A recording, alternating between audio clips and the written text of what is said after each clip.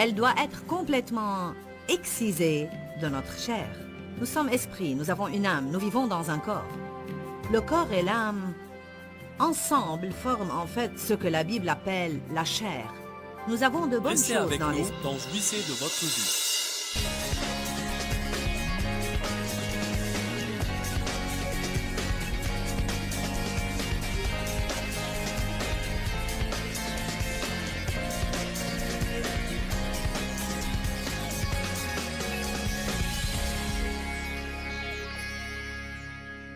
J'ai commencé une série la veille sur le 23e psaume.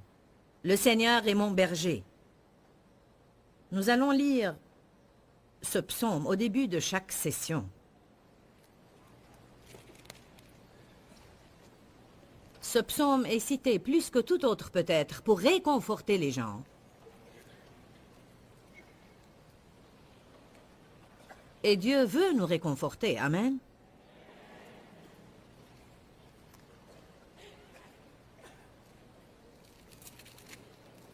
L'Éternel est mon berger. L'Éternel est mon berger. C'était le point principal de la veille. Non seulement un berger ou le berger, mais l'Éternel est mon berger. Je ne manquerai de rien. Je ne voudrais rien. Verset 2. Il me fait reposer dans de verts pâturages frais et tendres. Il me dirige près des eaux paisibles et tranquilles. Verset 3, il restaure et il rafraîchit mon âme. Il me conduit dans les sentiers de la justice. Non pas parce que je l'ai gagné, mais à cause de son nom. Quand je marche dans la vallée de l'ombre de la mort, je ne crains aucun mal. Car tu es avec moi. Ta houlette me protège, ton bâton me guide, il me rassure. Verset 5, tu dresses devant moi une table en face de mes adversaires. Tu oins d'huile ma tête, et ma coupe déborde. Verset 6. Oui, le bonheur et la grâce m'accompagneront tous les jours de ma vie, et j'habiterai dans la maison de l'Éternel jusqu'à la fin de mes jours. Hier soir, nous avons couvert l'Éternel est mon berger. Ce matin, je vais examiner. Je ne manquerai de rien. Je ne voudrais rien. Ça indique le bien-être. Quand les brebis ont un bon berger, elles devraient être des brebis satisfaites. On va également parler un peu de « Il me fait reposer dans de verts pâturages. Il me dirige près des eaux paisibles et tranquilles. » Dieu nous a appelés à vivre en paix. Il ne veut pas qu'on s'inquiète, qu'on soit craintif et qu'on soit anxieux. Ce serait agréable de se reposer près des eaux paisibles. Ça exprime l'absence d'inquiétude. Entrer dans le repos de Dieu, sachant qu'il va satisfaire nos besoins. Ce serait agréable si nous faisions cela. Mais le psalmiste dit « Il me fait ». Parfois, tandis qu'il nous fait faire des choses, on finit par être fatigué, par avoir mal à cause de l'obstination, l'égoïsme, l'égocentrisme et l'attitude indépendante qui doit être complètement excisée de nous. On n'y renonce pas volontiers. Elle doit être complètement excisée de notre chair. Nous sommes esprits, nous avons une âme, nous vivons dans un corps. Le corps et l'âme, ensemble, forment en fait ce que la Bible appelle la chair. Nous avons de bonnes choses dans l'esprit et nous voulons faire les choses comme il faut. C'est pourquoi il y a un combat en vous. Quand vous êtes tenté de faire la mauvaise chose, une partie de vous veut faire le mal et l'autre le bien. Et la partie qui veut faire le bien doit devenir assez forte pour prendre le contrôle toujours et dans chaque situation. Mais nous savons tous que c'est un processus. Ça ne se produit pas simplement du jour au lendemain. Allez à Colossiens chapitre 3, verset 5. Nous avons parlé en fin de soirée hier comment un berger met une marque sur chacune de ses brebis, une marque de propriété. Et en langue de berger, ça s'appelle être immatriculé.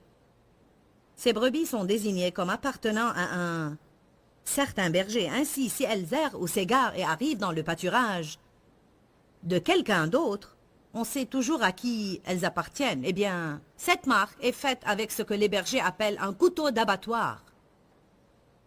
Il y a tant de bonnes leçons à tirer des analogies entre les brebis et les enfants de Dieu et entre les bergers naturels et notre rapport avec le berger. Colossiens 3:5. Paul enjoint l'Église, faites donc mourir les mauvais désirs tapis dans vos membres, les tendances animales et tout ce qui est terrestre en vous.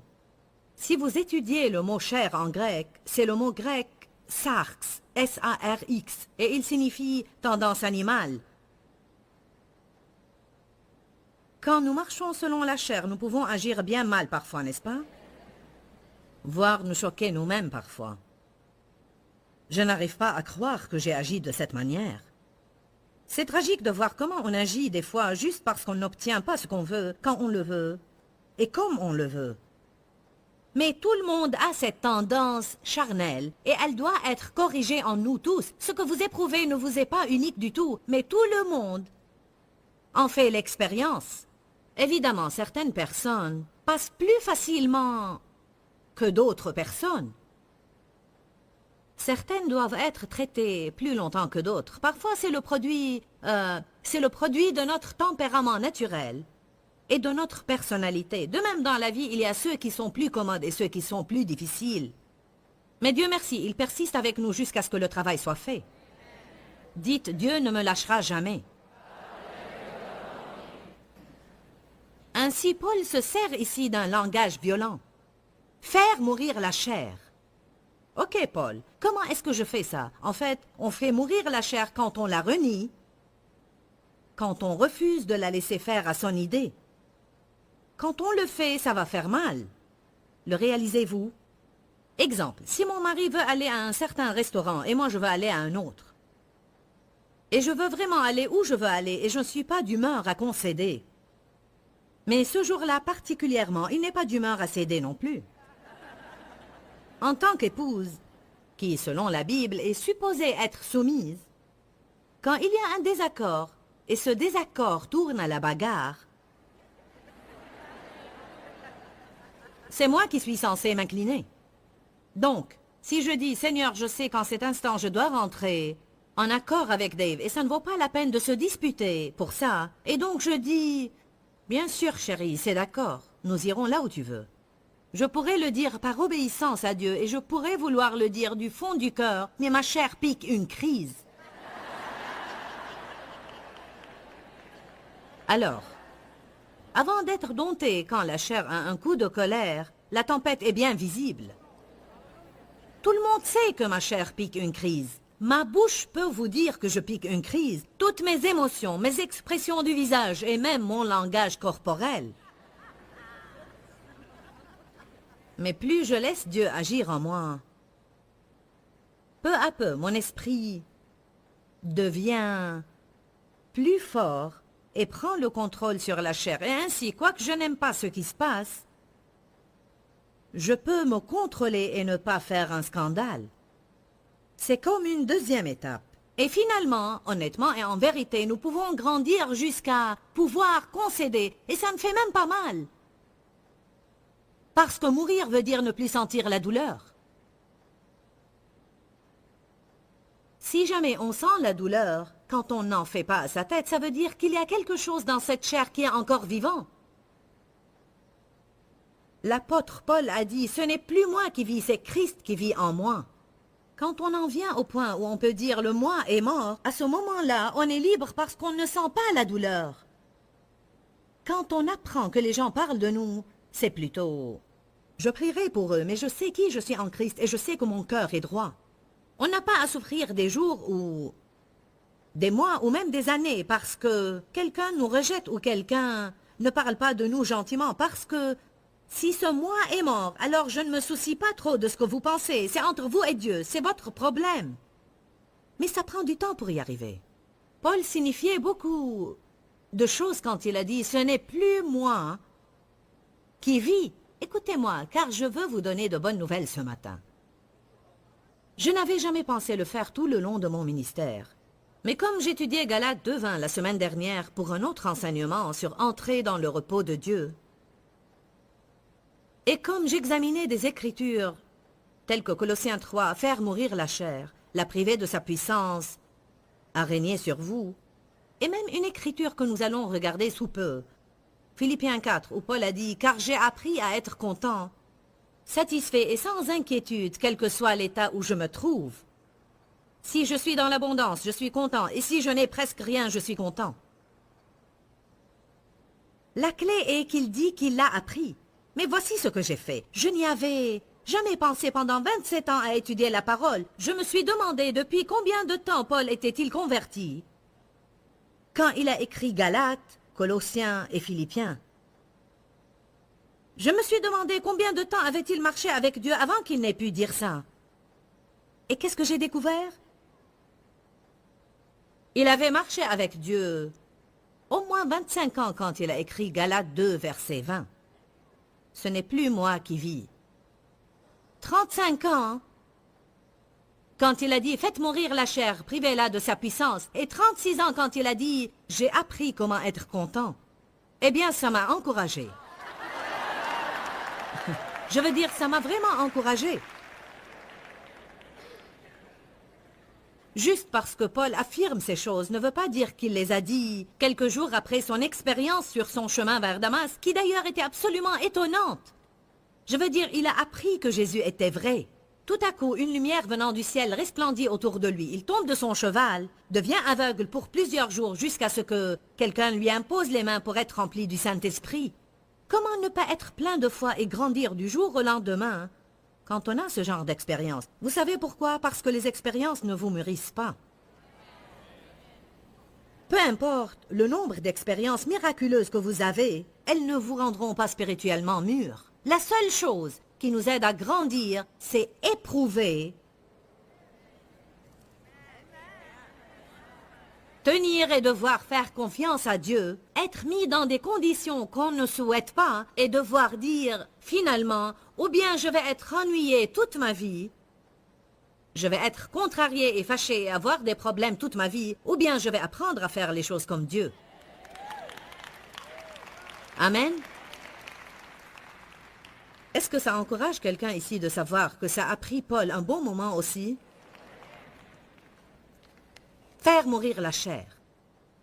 Bon, je crois que pour avoir de la maturité spirituelle, je ne pense pas que vous puissiez l'obtenir dans une file pour la prière, par un miracle ou par une expérience. Je crois qu'on doit endurer des choses, on doit acquérir l'expérience et on doit éprouver de première main la fidélité du Seigneur dans nos vies. On doit passer par des épreuves et voir Dieu nous en sortir. On doit avoir des besoins et observer Dieu pourvoir à ses besoins. Et chacun de nous doit l'obtenir pour soi. On ne peut pas le recevoir de quelqu'un d'autre. Par exemple, quand j'ai dû subir une intervention chirurgicale, notre ministère était à ses débuts. Et je vous dis que chaque dollar qui rentrait, on en avait désespérément besoin. Et je devais donc faire cette opération. Et pendant un certain temps, je n'allais pas pouvoir réaliser ce que je fais normalement. Et nous étions si soucieux. Qu'est-ce qu'on allait faire? Comment est-ce qu'on serait soutenu si je ne pouvais pas sortir et faire mes conférences parce que notre revenu y dépendait en ce temps-là? Je me souviens un soir, j'étais assise le dos calé sur le divan. Nous étions chez nous à regarder la télé et on a sonné. Un homme apparut à la porte. C'était un pasteur local qu'on connaissait, mais pas très bien. Je veux dire, on ne le connaissait pas personnellement. On avait juste entendu parler de lui. Et il a dit que Dieu l'amenait à prendre une direction différente dans sa vie et son ministère. Et ils avaient ce bâtiment d'église qu'ils possédaient, que le ministère possédait. Et le ministère, en fait, l'a vendu à quelqu'un d'autre. Et dans le domaine ministériel, si vous vendez une propriété qui appartient à un ministère, vous ne pouvez pas garder l'argent. Vous devez distribuer cet argent ou cette propriété à d'autres ministères. Donc, il prenait la recette de la vente de ce bâtiment-là et le distribuait à beaucoup d'autres ministères comme Dieu l'a conduit. Et ainsi, il nous a apporté un chèque de 10 000 $, qui à ce moment-là était comme 10 millions pour nous. J'ai vu la fidélité de Dieu au moment où j'avais besoin qu'il soit fidèle. C'est ces choses-là qui accroissent notre foi. Je me souviens, quand Dieu m'a dit d'arrêter mon travail à temps plein et de me préparer au ministère, de rester à la maison ne pas travailler et organiser mon emploi du temps où, bien que j'ai été maman et femme au foyer, que je puisse avoir le temps pendant la journée d'étudier et de rechercher Dieu. J'enseignais à une étude biblique dans une maison. Et littéralement, tout ce dont j'avais besoin, je devais le noter sur une liste de prières parce que je faisais la plupart de mes achats au brocante de maison. Je veux dire, si mes gosses avaient besoin de chaussures, je devais croire en Dieu de pouvoir trouver des chaussures pour 25 ou 50 centimes qui soient assez décentes pour être portées. Et je me rappelle avoir mis sur ma liste de prières « Dieu, j'ai besoin d'un nouveau poêle et de 12 torchons à vaisselle ». Ce que je vais vous dire, c'est produit. Une femme est venue à ma porte un jour et elle a dit « J'espère que vous ne pensez pas que je suis folle à lier. Mais j'ai eu l'impression que Dieu m'a dit de vous apporter 12 torchons à vaisselle. »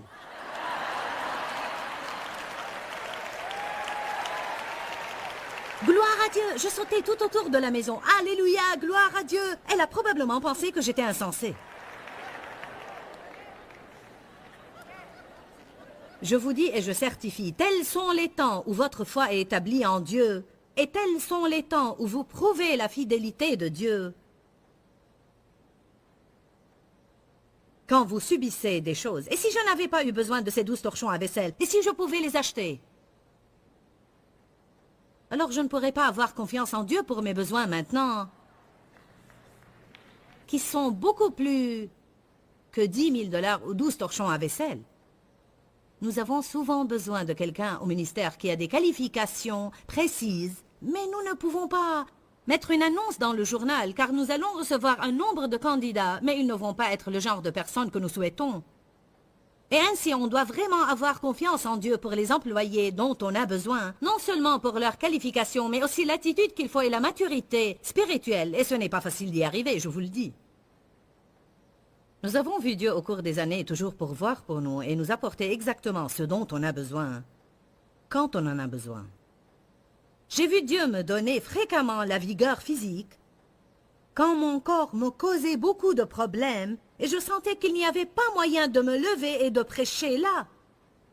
Je ne pouvais pas le faire, mais je savais que je devais le faire. Et ainsi, je prenais ces pas de foi. Je me rappelle des fois, sur le plateau, où je me sentais si faible que je devais m'appuyer au pupitre pour ne pas tomber par terre. L'onction de Dieu venait alors sur moi, et je me sentais assez forte pour courir aux 4 coins de la ville.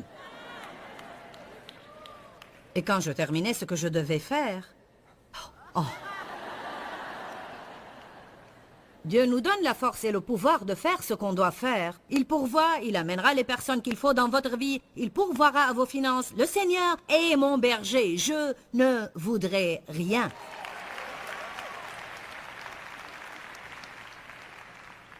Comme nous l'avons dit hier, pourquoi une personne raisonnable ne voudrait-elle pas devenir chrétienne, une enfant de Dieu et avoir le droit d'aller au trône, de prier et d'avoir ses besoins assurés? Une personne qui fait confiance au Seigneur peut vouloir des choses.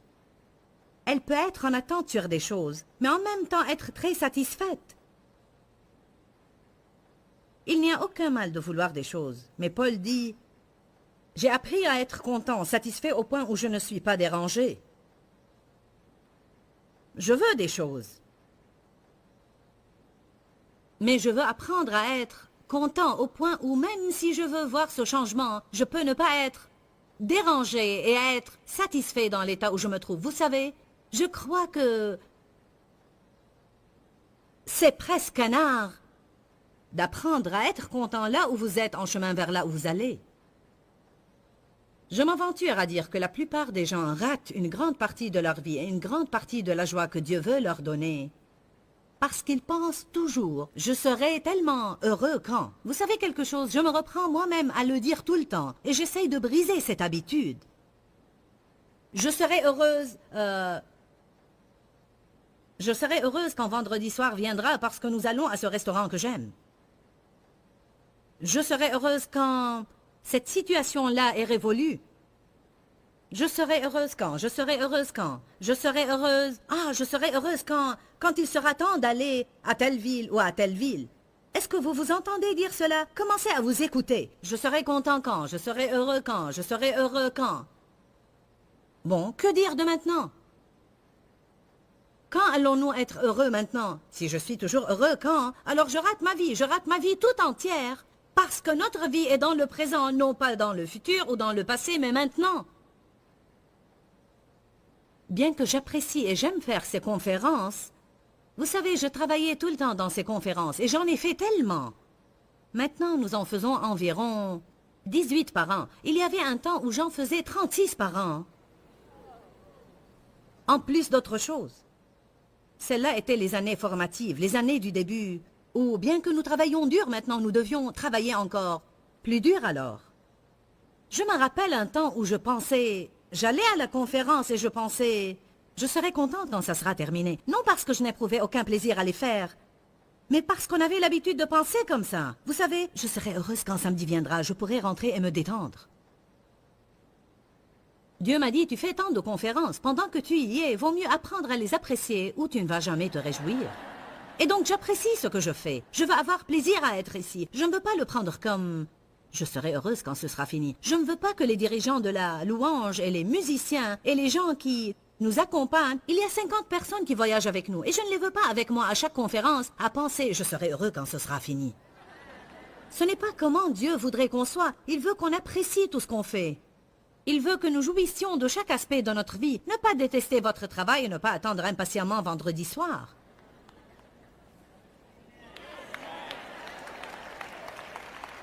Amen. Appréciez où vous êtes, en chemin vers là où vous allez. Pour le contentement, on doit apprendre à être satisfait avec moins. Je ne m'attendais pas à avoir trop d'amen, car personne ne veut moins, tout le monde veut plus. À mon avis, plus ne nous rend pas toujours plus heureux. Des fois, avoir plus nous donne plus de responsabilités, plus de choses dont il faut s'occuper, et plus de quoi grogner et pester. Dieu, je veux une plus grande maison, une plus grande maison. Maintenant, je moquerai parce que je dois la nettoyer.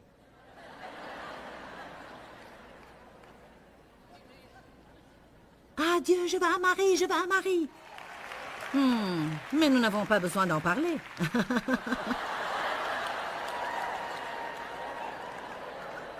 Alléluia. Quand je dis apprenez à être heureux avec moi, je ne dis pas que Dieu ne veut pas vous donner davantage. En fait, j'irais même à dire que je crois que les gens qui obtiennent le plus de Dieu sont ceux qui peuvent être heureux avec moi. Vous ne m'avez pas entendu. J'ai dit, les personnes qui obtiennent le plus de Dieu sont celles qui prouvent par leur attitude qu'elles peuvent être heureuses avec moins. Parce que si vous ne pouvez pas être heureux avec moins, vous ne serez pas heureux avec plus. C'est une belle affirmation. Si vous ne pouvez pas être heureux avec moins, vous ne serez jamais heureux avec plus. Pourquoi pensez-vous que nous avons eu des années de disette, des épreuves et des tribulations et toutes sortes de difficultés avant d'entrer dans les années de la vie dans la terre promise? Pourquoi devons-nous passer par le désert avant d'arriver à la terre promise? Parce que c'est dans le désert que notre caractère se développe. Si nous ne voulons pas passer par des épreuves, nous serons sans caractère et nous serons comme un arbre sans racines. Il paraît ferme, mais le premier orage va le faire tomber et le détruire. Philippiens 4:11. Allons y jeter un coup d'œil, bien que je l'ai déjà cité, on doit le voir ce matin de nos propres yeux.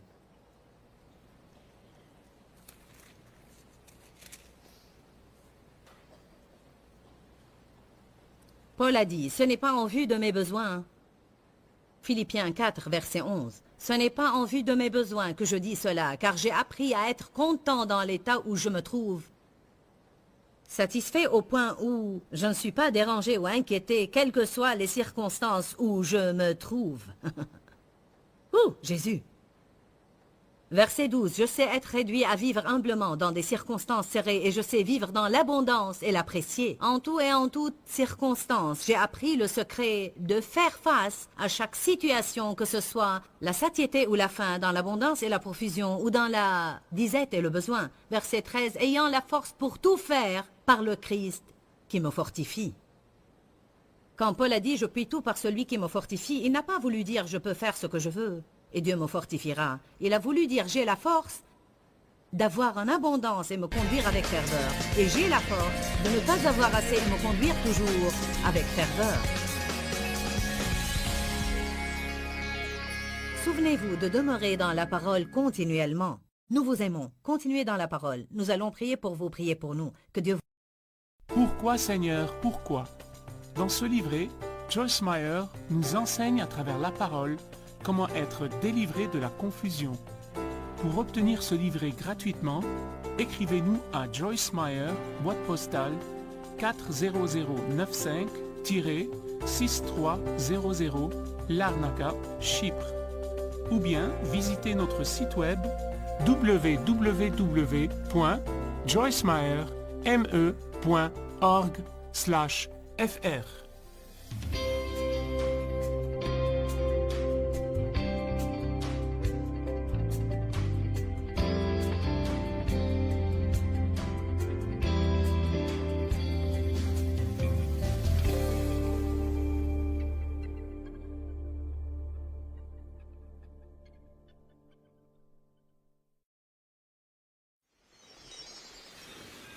Parfois, il faut nettoyer la crasse avant d'accéder à la relation appropriée que Dieu veut que vous ayez.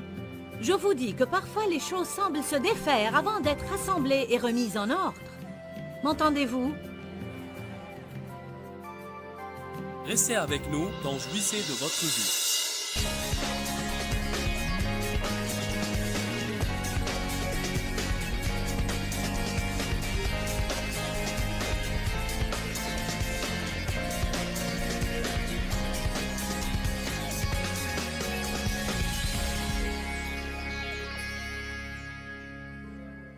Paul a remis ce qu'il avait dans les mains du berger. Et le contentement n'a besoin de se mesurer à personne d'autre. Le contentement n'a pas besoin de comparer ses possessions, ses dons et talents, comment on se présente, ce qu'on possède. Être quitte de la comparaison est formidable. David l'affirme dans les psaumes. « Je ne voudrais rien. » Vous savez, c'est le témoignage d'une foi accomplie. Comment peut-il faire ce témoignage? Parce qu'il sait, à cause de ce qu'il a enduré, que mon Père prendra toujours soin de moi. David témoigne « Je ne voudrais rien », bien qu'il ait eu un de ses propres fils, Absalom, qui essayait d'usurper son trône. Et il affirme quand même « Je ne voudrais rien ». Qu'est-ce que j'éprouverais si un de mes enfants se tenait tapis derrière mon dos pour usurper mon ministère? Je me demande si je suis assez mûr et assez avancé pour dire « L'Éternel est mon berger, je ne voudrais rien. Il me fait reposer dans de verts pâturages, il me dirige près des eaux paisibles. Il restaure et refait mon âme. Ma coupe déborde. » Je veux continuer à progresser jusqu'à y arriver. David dit dans le psaume 91:7 que 1000 tombent à mon côté, je ne serai pas atteint. Dieu prendra soin de moi. 1 Timothée 6 et 7 dit « C'est une grande source de gain que la piété avec le contentement. Car nous n'avons rien apporté dans le monde et il est certain que nous n'en pouvons rien emporter. Ne donnons pas aux possessions plus d'importance qu'il ne le faut. Ne faisons pas de la position plus qu'on le doit. » Dans la vie, on rivalise bien des fois pour des positions. Je veux être le premier, le plus fort, le plus grand, le patron, celui qui a l'autorité. Je ne veux pas avoir le dessous. Je ne veux pas qu'on me dise, je veux dire. Ah mon Dieu. Madame Guillon est un grand auteur du XVIe siècle qui a beaucoup enseigné sur la maturité spirituelle. Elle enseigne un principe d'acceptation avec joie. Autrement dit, j'accepte tout ce qui me vient avec joie et j'apprends à ne pas résister toutes mes circonstances parce que je viens à croire que Dieu travaille dans chacune de mes circonstances. Dieu est quelque part dans cette circonstance si je sais l'y trouver. J'ai eu une situation contrariante avec quelqu'un il y a 2 semaines. Difficile, malaisée, pas ce dont j'aurais voulu m'occuper. Pénible, émotionnellement fatigante. Et au 2e jour, ça m'est venu à cœur parce qu'en réalité, je lisais ce livre de Watchman Nee qui a un chapitre sur le fait que Dieu est en toutes nos circonstances. Bien que je je le sache et que j'ai pu l'avoir enseigné dans le passé, je ne suis pas différente de qui que ce soit. Je dois être rappelé ces principes et ces vérités que nous trouvons dans la parole de Dieu. Ainsi, c'était encore frais dans mon esprit que Dieu œuvre dans nos circonstances, de sorte que dans cette situation, j'ai dit à cette personne, peu importe à quoi ça peut ressembler maintenant, peu importe à quel point ça peut nous sembler terrible, je sens dans mon cœur, j'ai senti réellement dans mon cœur que Dieu agissait dans cette situation et que d'une façon ou d'une autre, elle allait engendrer une liberté. Et même plus de familiarité et d'intimité entre nous, parce que parfois il faut nettoyer la crasse avant d'accéder à la relation appropriée que Dieu veut que vous ayez. Je vous dis que parfois les choses semblent se défaire avant d'être rassemblées et remises en ordre. M'entendez-vous? On ne peut pas faire des petits pansements sur tout et s'attendre à ce qu'elles se rétablissent. Parfois on doit nettoyer la blessure. Vous m'entendez? Vous ne pouvez pas simplement faire des petits pansements et vous savez, je vais juste recouvrir ça et je vais juste... Ainsi nous finissons avec des bandages partout, spirituellement et émotionnellement. Mais rien n'est guéri, parce que nous ne voulons pas éprouver la douleur de laisser quelqu'un ouvrir la blessure et nettoyer l'infection et la laisser guérir. Amen. Certains passent par ce processus actuellement. Dieu a ouvert de vieilles blessures dans votre vie. Il nettoie certaines infections pour que vous puissiez avoir de bons rapports avec les gens. Car si ces maux ne sont pas traités dans votre vie, vous n'aurez jamais de bonnes relations. Même si vous viviez jusqu'à l'âge de 250 ans, vous n'aurez jamais de bons rapports avec qui que ce soit. Et vous passerez d'une relation à l'autre, détruisant l'une après l'autre, après l'autre, après l'autre, jusqu'à ce que vous permettiez à Dieu d'ouvrir quelques blessures dans votre vie que vous ne voulez pas traiter, quelques plaies puantes, quelque chose qui est mort depuis longtemps et qui a été enterré. Vous avez oublié, mais Dieu n'a pas oublié. Amen. Vous savez, effectivement, nous sommes maintenant dans cette relation. Et à cause de cette situation que nous avons eue, nos rapports sont déjà indubitablement 100 fois mieux. Nous devons traverser pour dépasser. Je dis tout le temps, la seule sortie est à travers. Personne n'aime la confrontation, mais il n'y a pas de liberté sans confrontation. La vérité vous affranchira. Non pas la cachette, mais la vérité. Et non seulement la vérité de la parole de Dieu, mais de la vérité dans tout, en appliquant la parole de Dieu dans nos vies et situations. Confronter la vérité sur notre personne, agir honnêtement avec les gens, ne pas aller dire aux gens tout le temps oui, oui, oui, oui, oui, quand votre cœur s'écrit non, non, non, non. Alors vous finissez par être manipulé et contrôlé. Il y a de l'amertume et de la rancœur et vous détestez la personne. Mais vous seriez loué soit Dieu. On n'est pas libre quand on fait ça. Amen. Nous sommes parvenus à un nouveau stade dans notre relation en disant « Soyons sincères. Vous savez, ne disons pas seulement ce qu'on pense que l'autre veut entendre. Disons la vérité. » Amen. Et je ne dis pas que nous ne faisons pas des choses pour les gens juste parce qu'ils le veulent. Mais vous ne pouvez pas établir une relation entière sur ça. Et quand quelqu'un veut que vous fassiez quelque chose, vous dites oui, oui, alors que vous pensez je ne veux pas faire ça. Mais je ne veux pas les fâcher, donc je dois le faire. Alors vous êtes contrôlé et manipulé. Et vous êtes le seul qui puisse briser cette domination. La plupart du temps, les gens n'arrêteront pas de vous contrôler, sauf si vous les confrontez. Oh. On doit arriver au point où l'on sait que si Dieu ne peut pas le faire, je ne le pourrai pas non plus. Et s'il ne le fait pas, alors je suppose que ça n'a pas besoin d'être fait. Allons, je crois que je dois dire cela à nouveau. Si Dieu ne peut pas le faire, je ne peux certainement pas le faire moi-même. Et si Dieu ne le fait pas, alors je suppose que ça n'a pas besoin d'être fait. Amen.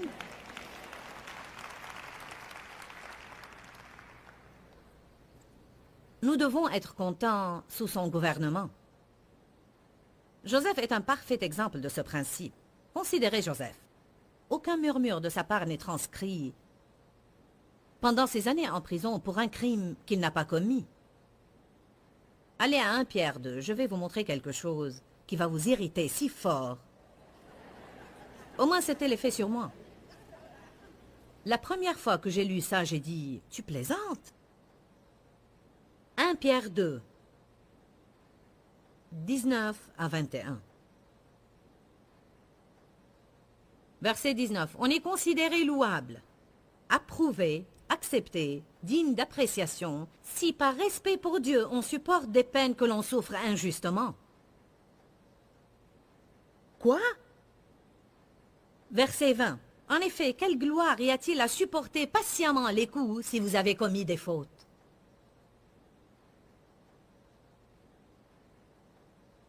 Il dit, qu'est-ce que ça prouve? Vraiment, si vous méritez d'être puni et vous êtes patient. Mais si vous souffrez avec patience après avoir fait le bien, et c'est injuste, alors c'est une grâce aux yeux de Dieu et agréable à Dieu. En fait, je pense, quelle sorte de Dieu est-il qui soit heureux quand je souffre parce que j'ai fait le bien? Ne faites pas les saintes nitouches comme si vous ne vous êtes jamais demandé cela. Laissez-moi maintenant vous rendre furieux. Verset 21. Or, c'est à cela que vous avez été appelés. Ah bon? C'est ma vocation de souffrir quand je fais le bien. Je pensais que si je faisais le bien, je serais béni. Oui, nous le serons à la fin, mais laissez-moi vous montrer quelque chose. En fait, la Bible amplifiée le dit ainsi. C'est inséparable de votre vocation. Si nous allons être chrétiens, il n'y a pas moyen de nous en sortir. Vous allez apprendre à être maltraité, à avoir une bonne attitude.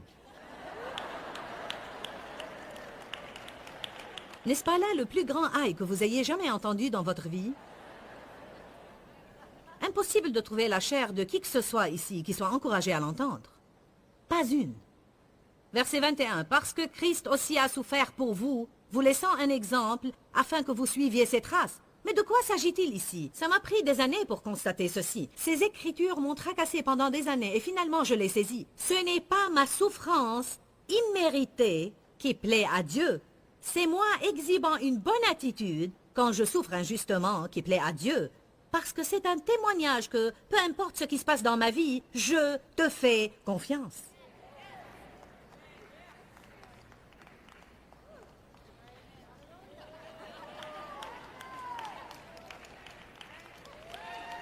Vous n'êtes pas sûr d'aimer ça? Si vous le crachez, je vous le ferai manger d'une autre manière. Ne soyez pas comme ces bébés qui, lorsque les épinards parviennent à leur bouche... Vous l'avez vu? Aussi longtemps que vous leur donnez des pêches, ils sont heureux. Mes enfants ont toujours aimé les pêches et la purée de bananes. Mais les épinards et les pois, ma parole, ils puent. Je ne sais pas non plus comment n'importe qui peut manger ces aliments pour bébés. Mais ils doivent les avaler, car ils mourront s'ils ne mangent que du dessert. Ce serait bien agréable de me tenir ici et vous dire toute la journée que Dieu veut vous bénir et comme vous êtes gentil, etc., etc. Mais je vous dis maintenant que de même que Dieu veut nous bénir, nous devons apprendre à avoir une bonne attitude quand nos circonstances ne sont pas justes. Sinon, qu'est-ce que je prouve à votre avis? Il dit, en fait, si vous commettez des fautes et vous êtes puni et vous décidez, bon, je serai patient dans ma souffrance parce que je mérite la punition. Il dit, alors là, vous n'avez rien prouvé du tout. Mais si vous ne méritez pas la punition, et si quelqu'un vous juge d'une façon injuste, et si vous êtes tout le temps incompris, et l'on vous critique, et vous vous sentez dire, tu ne réalises pas par quoi je passe, tu n'as aucune idée de moi ou de ma vie. J'ai eu l'occasion de me plaindre ce week-end. Nous avons vu des étrangetés dans notre chambre d'hôtel. Et elles semblaient toutes être dans la salle de bain. C'est ma salle de bain. Dave a eu une jolie salle de bain. Il disait, oh, c'est magnifique, une belle salle de bain, bon éclairage, grande douche. Ma salle de bain a un problème. Déjà, quand vous mettez l'eau dans le lavabo, elle ne draine pas. Le robinet d'eau froide fonctionne, mais le robinet d'eau chaude, non. Mais la meilleure chose, en fait, c'est la baignoire qui a cet ajutage de douche qui est sur la baignoire. Ainsi, si on veut prendre une douche, on doit la prendre et faire ça, ce qui ne me dérange pas car je prends un bain de toute façon. Le seul problème, c'est que lorsqu'on utilise la baignoire, la douche fonctionne avec et arrose toute la salle de bain et on ne peut pas la fermer parce que le truc qui la ferme ne marche pas. Ainsi, pour prendre un bain hier, j'ai dû étancher toute la salle de bain après avoir rempli la baignoire. C'était très drôle. Vous pensez que nous ne passons pas par des expériences? La nuit dernière, pour fermer les rideaux pour qu'on puisse se déshabiller, nous avons dû les attacher avec des épingles de sûreté, car les cordelettes ne fonctionnaient pas. Et je suis dans un bon hôtel.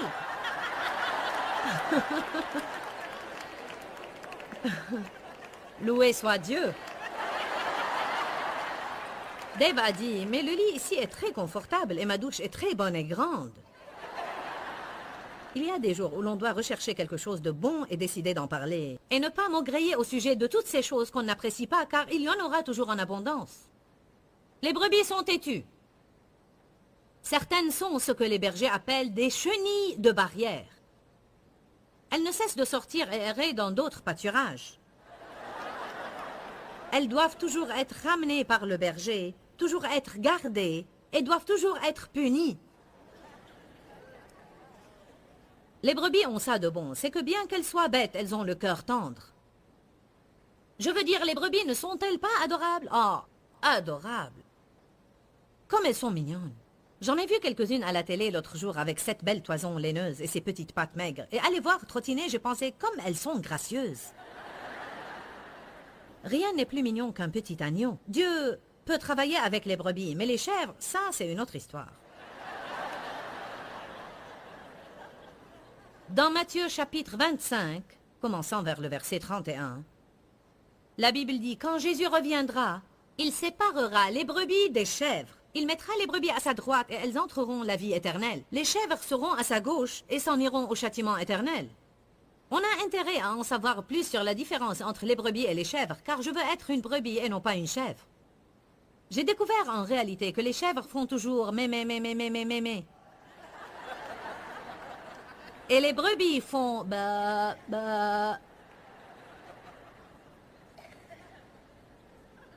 Stupide brebis, tu as encore des ennuis. Bah. Dites-le à une chèvre et elle dit mé. J'ai demandé à ma secrétaire de faire une étude sur les chèvres sur Internet et voilà ce que nous avons découvert.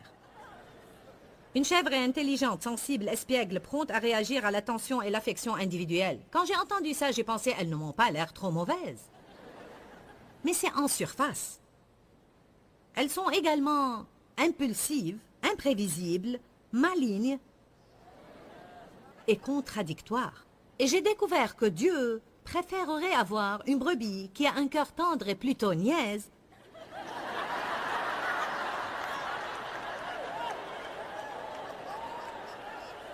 qu'une chèvre qui est agréable et toute polie, mais qui a ce caractère sournois et qui est vraiment hypocrite et qui est là pour vous avoir. Écoutez-moi. Les emballeurs de viande utilisent une vieille chèvre dressée qu'ils surnomment Judas pour mener les brebis dans les enclos d'abattage dans les boucheries. C'est un fait. Comment font-ils pour amener les brebis dans les enclos de boucherie pour être abattues? Ils dressent une vieille chèvre, qu'ils appellent Judas, pour les y conduire. Ce n'est pas étonnant que la Bible dit qu'on doit prendre garde des chèvres en vêtements de brebis ou des loups vêtus en brebis. Ce n'était pas la bonne écriture. On a mis les chèvres dans la mauvaise tenue.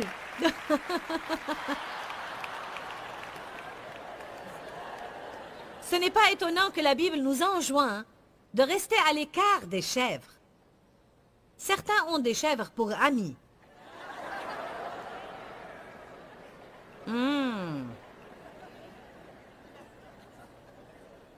Les chèvres ne sont jamais contentes de ce qu'elles ont. Elles cherchent à gagner des pâturages plus verts et veulent toujours ce qui est juste au-delà de leur portée.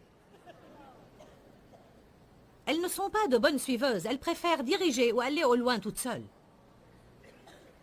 Les chèvres dans une assemblée ont tendance à la diviser et à égarer les fidèles. Un chrétien qui serait désigné comme un chrétien chèvre serait quelqu'un d'imprévisible, qui pense qu'il est au-dessus de tout, qui prend le contrôle dans chaque situation, ne fonctionne pas dans un groupe et ne veut pas être dirigé. Il s'appelle une chèvre. Une brebis dressée suit le berger, avance paisiblement avec le troupeau. La brebis est contente d'être menée parce qu'elle fait confiance au berger. Une brebis entend la voix du berger et va où il la conduit.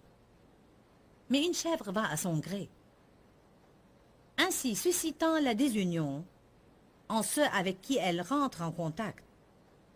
Je veux être une brebis obéissante, qui suit la voix du bon berger, pas une chèvre. Mais... Bah... Je saurais mieux le faire avant la fin du week-end. J'ai dit que... J'ai fait une remarque que la Bible dit qu'il nous fait reposer dans de verts pâturages. Avez-vous jamais vu l'image de Jésus qui marche avec un troupeau de brebis, mais portant une brebis autour du cou? L'avez-vous jamais vu? Bon, je vais vous montrer maintenant la miraculeuse bonté de Dieu. J'ai voulu montrer cette image sur le rétroprojecteur pour vous enseigner quelque chose, car il y a un grand principe que vous ne connaissez pas. Le principe est que, et c'est un fait, le principe est que si un berger a une brebis qui ne se soumet pas et ne cesse de courir au loin, s'éloigne sans cesse, une chenille de barrière errant toujours dans le pâturage des autres, suscitant toujours le désordre, s'il en a une comme ça, il l'aime tellement qu'il lui casse la jambe et la porte.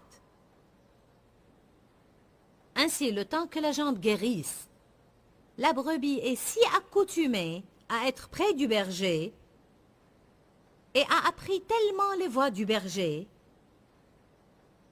que lorsqu'elle guérit, et elle guérira certainement, elle n'errera jamais plus.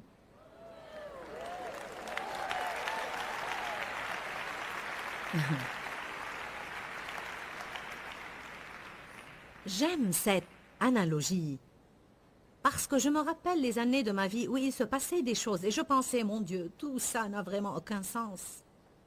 Ça fait si mal. Ce n'est pas juste. Ce n'est pas correct. Et dans quelque chose que j'ai lu, j'ai aperçu cette analogie. Et j'ai su qu'il avait affectueusement cassé mes jambes. Vous savez, je ne pouvais pas faire ce que je voulais. Ça ne marchait pas comme je le voulais. Je n'obtenais pas ce que je voulais. Ça ne se passait pas comme je voulais que ça se passe. Je ne mûrissais pas aussi rapidement que je voulais. Je n'avais pas le contrôle. Je ne pouvais plus ramper sous la barrière et courir parce que mes jambes étaient cassées. Tout ce que je pouvais faire alors était de tomber visage contre terre et m'écrier « Jésus, aide-moi ». Enfin, le jour est venu où ses jambes ont guéri, mais alors j'étais si accoutumée à être près de lui.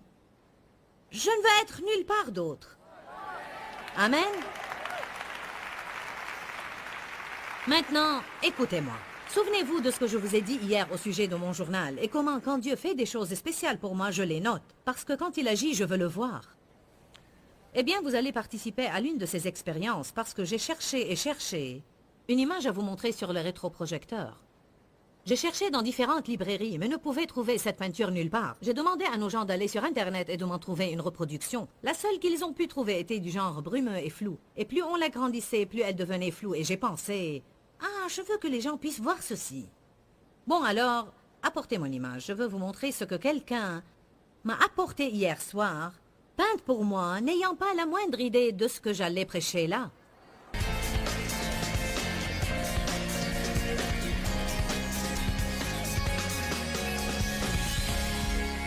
Béni soit Dieu, quel thème impressionnant. Je ne voudrais rien. C'est probablement l'une des choses qu'on devrait dire à haute voix de notre propre bouche pendant les 2 ou 3 premières minutes de notre éveil chaque jour. Je ne voudrais rien. Le 23e psaume est impressionnant. L'Éternel est mon berger. Je ne manquerai de rien, il prendra soin de moi. Il comblera mes besoins. Même si je n'obtiens pas tout ce que je veux dans la vie, il peut quand même me garder satisfait parce qu'il est ma part. Honnêtement et vraiment, je ne sais pas qui nous regarde aujourd'hui, mais je me demande souvent, quand je vois ce à quoi je fais face dans ma vie, Et combien je dépends du Seigneur. Je me dis souvent, comment est-ce que les gens peuvent supporter vivre s'ils ne connaissent pas Jésus-Christ comme leur sauveur? Pourquoi Seigneur, pourquoi? Dans ce livret, Joyce Meyer nous enseigne à travers la parole comment être délivré de la confusion. Pour obtenir ce livret gratuitement, écrivez-nous à Joyce Meyer, boîte postale 40095-6300 Larnaca, Chypre. Ou bien visitez notre site web www.joycemeyer.org/fr.